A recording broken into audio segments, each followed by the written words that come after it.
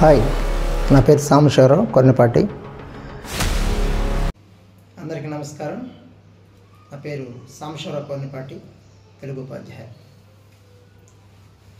ఈరోజు మీకు ఇవ్వబడేటువంటి టిప్,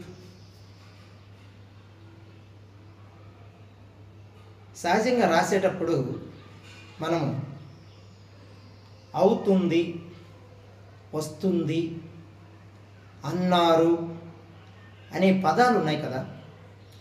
ఈ పదాలు రాసేటప్పుడు పిల్లలు కొన్ని తప్పులు చేస్తూ ఉంటారు. సహజంగా ఉన్నారు అన్నప్పుడు వీళ్ళు రాసేది ఎలా రాస్తారంటే, ఇక్కడ చూడండి, ఉన్నారు ఇలా రాయాలి. వాళ్ళు ఎలా రాస్తారంటే ఉన్నారు. తర్వాత అవుతుంది, అవుతుంది, అవుతుంది. అంటే వీళ్ళు మధ్యలో ఈ యొక్క బిందువుకు బదులు, అంటే సున్నాకు బదులు, నిండు సున్నాకు బదులు వీళ్ళు ఇక్కడ పొల్లు అక్షరాన్ని, నకారం పొల్లుని పెడతారు. అలాగే వస్తున్నారు, వస్తున్నారు అన్నదాన్ని వస్తున్నారు అని రాస్తారు. ఇవన్నీ పిల్లలు తప్పులు రాయటానికి కారణం ఏంటంటే, వాళ్ళు పలికే విధానం. వాళ్ళకి ఒక విషయం తెలియదు. ఇందులో దీనికి పరిష్కారం ఏంటంటే, పొల్లు అనేది మన తెలుగులో మధ్యలో రాదు. దాదాపు మనం రాసేటప్పుడు ఎప్పుడో పూర్వం పద్యాల్లో అక్కడెక్కడ అరసున్న బదులు ఉపయోగించేవాడు. కానీ ఇప్పుడు మరి వస్తున్నారు అన్నప్పుడు వస్తుం అని కొంతమంది పొల్లు పెట్టడం, వాళ్ళ సున్నా పెట్టి దానికి మళ్ళీ ఒత్తు ఇవ్వడం. మొదటిది దీన్ని పరిష్కరించాలంటే, పదం మధ్యలో నకారం, పొల్లు అక్షరాలు రావు. అది నకారం కావచ్చు, కకారం కావచ్చు, ఏదైనా కావచ్చు, చివర్లో వస్తాయి.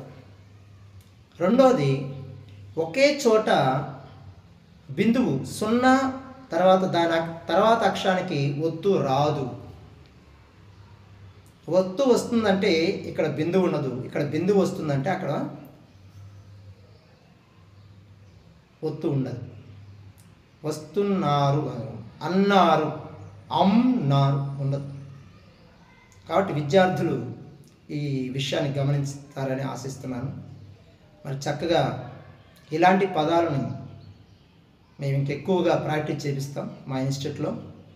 మీకు వీలైతే మరి స్క్రీన్ మీద ఉన్నటువంటి నెంబర్కి ఫోన్ చేసి, మీకు ఇంట్రెస్ట్ ఉంటే, తెలుగుని తప్పు లేకుండా జీవితాంతం రాయాలనుకుంటే, పైగా 5వ తరగతి వాళ్ళు నుండి 10వ తరగతి వరకు పెద్దలకు కూడా మేము నేర్పుతున్నాము.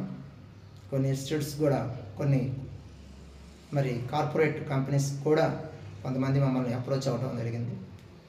కాబట్టి ఎవరైనా సరే, ఏ వృత్తి చేసేవాళ్ళైనా సరే, తెలుగు అవసరం అనుకున్న వాళ్ళు, మాతృభాష అయిన తెలుగును అవసరం అనుకున్న వాళ్ళు ఎవరైనా మమ్మల్ని సంప్రదించవచ్చు. వాళ్ళకి అతి తక్కువ కాలంలోనే 1 నెల నుండి 2 నెలల లోపు వాళ్ళ యొక్క స్టామినాను బట్టి, వాళ్ళ సామర్థ్యాన్ని బట్టి మేము చక్కగా నేర్పుతాం.